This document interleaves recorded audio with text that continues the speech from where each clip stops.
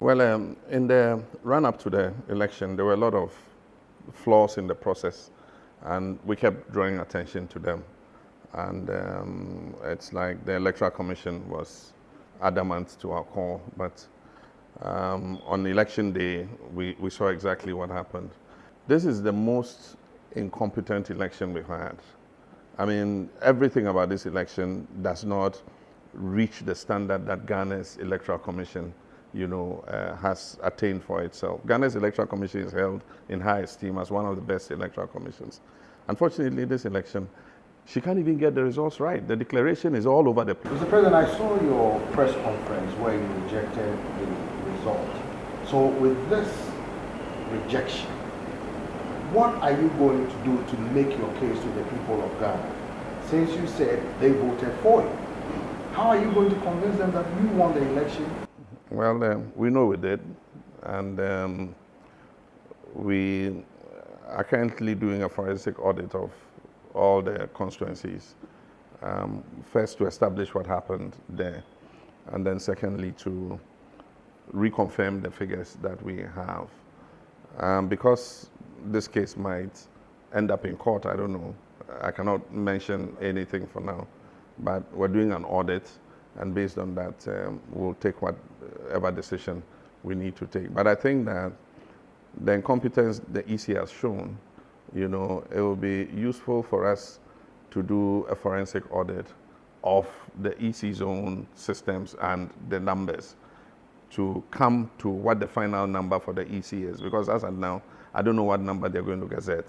But Mr. President, what is your reaction to the African Union Poll Observer Mission that came out saying that the elections were transparent and credible and that most people were not prevented from voting? The ECOWAS Poll Observer Mission led by Madam Johnson Sirleaf said the same thing, that it was peaceful and transparent.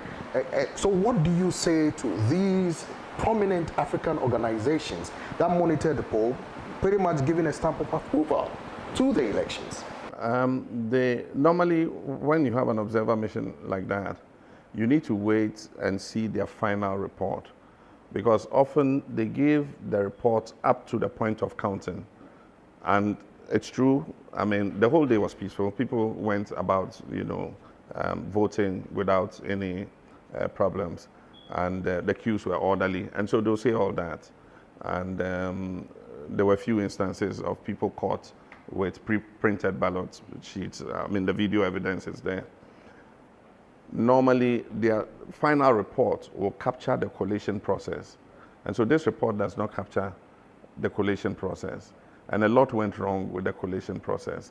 Mr. President, 4 years ago, when you lost the election, you handed over peacefully. I was here in Accra when you held a news conference that you had called then opposition leader Nana Addo Dankwa Akufo-Addo to concede.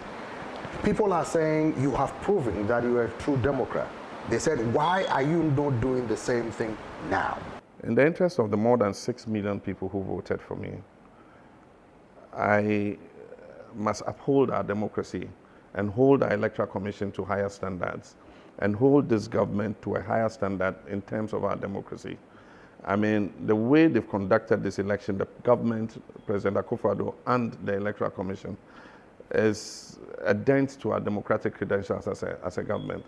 And so in my principles as a Democrat, I can't be seen to be sweeping it under the carpet and just letting it go. I think that we must bring closure to this by seeing exactly, where the issues are.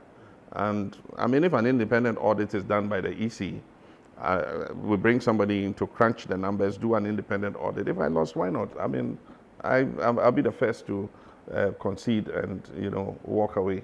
But as long as that is not done, and I know that there was a deliberate attempt to subvert the will of the people in favor of the incumbent, it will be wrong for me in terms of our democratic practices to just leave it, because we will not learn the lessons of this election. I think that we must learn the lessons of this election so that we don't repeat it in a future one.